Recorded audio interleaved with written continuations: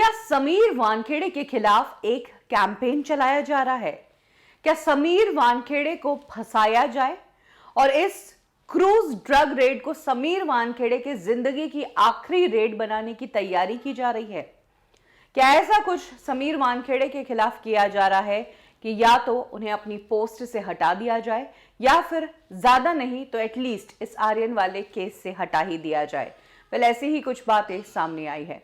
समीर वानखेड़े पर कई आरोप लगने लगे हैं। अब तो समीर वानखेड़े पर इंक्वायरी भी बैठ गई है क्योंकि प्रभाकर सैल नाम के एक व्यक्ति ने समीर वानखेड़े पर इल्जाम लगाया है कि उन्होंने 8 करोड़ की रिश्वत मांगी थी आर्यन को छोड़ने के लिए। प्रभाकर सैल ने एक एफिडेविट दर्ज किया जिसको मुंबई पुलिस एफआईआर बनाने की तैयारी में है और एनसीबी ने ऑलरेडी इधर समीर वानखेड़े पर इंक्वायरी बिठा दी है। सबसे बड़ी बात ये प्रभाकर सैल अब क्यों बोला जब आर्यन की बेल बार बार रिजेक्ट हुई?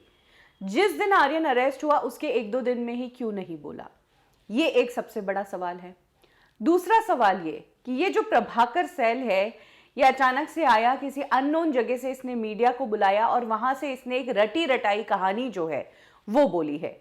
एविडेंसेस इसने नहीं दिखाए, कॉल डिटेल्स इसने नहीं दिखाई और मोबाइल लोकेशंस किस वक्त कहां की थी ये भी नहीं पता। बस एक कहानी इसने सुना दी है जिस पर अब कार्रवाई हो चुकी है। प्रभाकर सैल ने कहा है कि वो किरण गोसावी नाम के शख्स का बॉडीगार्ड था और किरण गोसावी वो शख्स है जिसने आर्यन के साथ पहली सेल्फी ली थी, रेड में शामिल था, विटनेस था इस रेड का, प्राइवेट डिटेक्टिव है और आर्यन को एनसीबी के ऑफिस ले जाता हुआ नजर आया था वायरल वीडियो में। अब इसे किरण गोसावी ने अपने इस बॉडीगार्ड को लेकर खुलासे किए हैं।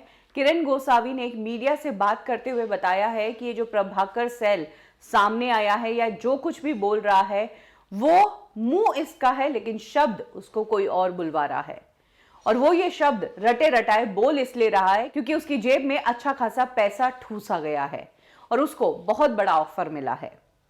किरण गोसावी ने बताया कि प्रभाकर सैल और उसका भाई दोनों इसमें शामिल है। दोनों को बड़ा कैश दिया गया है, हवाला के जरिए शोलापुर ये कैश भिजवाया गया है।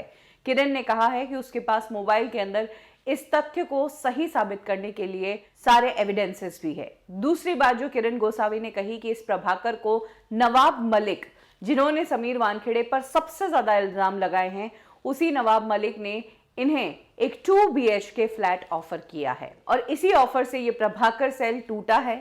जो अब तक एनसीबी की सपोर्ट में था वो अब एनसीबी के खिलाफ हुआ है। किरण का कहना है कि ऑफर उन्हें भी मिला, धमकियों के साथ साथ ऑफर भी मिले कि तू हमारे साथ शामिल हो जा, बच जाएगा, लेकिन वो ये ऑफर एक्सेप्ट नहीं करना चाहता है। फिलहाल फरारी पे है, सरेंडर करने की बात कही थी, अभी तक इसने सरेंडर नहीं किया है, जल्द ही सरेंडर करेगा और कह रहा है कि प्रभाकर सैल को गलत साबित करने के लिए सभी प्रूफ्स मेरे पास है।